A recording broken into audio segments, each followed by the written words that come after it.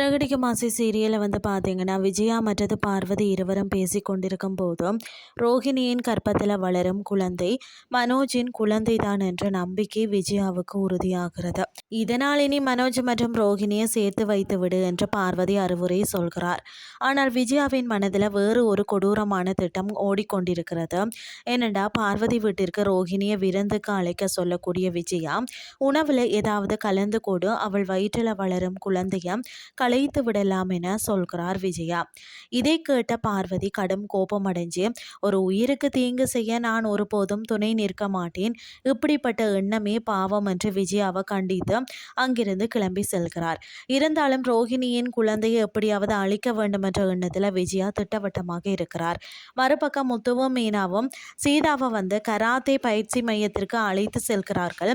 அடிக்கடி அருணால் அவமானப்படக்கூடிய சீதா இனிமேல் தன்னைத்தானே பாதுகாத்து கொள்ள வேணும் அப்படின்றதுக்காக கராத்தை கற்றுக்கொள்ள வேணும் அப்படின்னு சொல்லி முத்துவும் மீனாவும் முடிவு செய்து அவரை பயிற்சியில சேர்த்து விடுறாங்க. இதற்கிடையில மனோஜ் அலுவலகத்தில் ஆழ்ந்த கவலையுடன் அமர்ந்திருக்கிறார். அவரை ஜோதிடரும் நண்பர்களும் உற்சாகப்படுத்த முயற்சி செய்கிறார்கள்.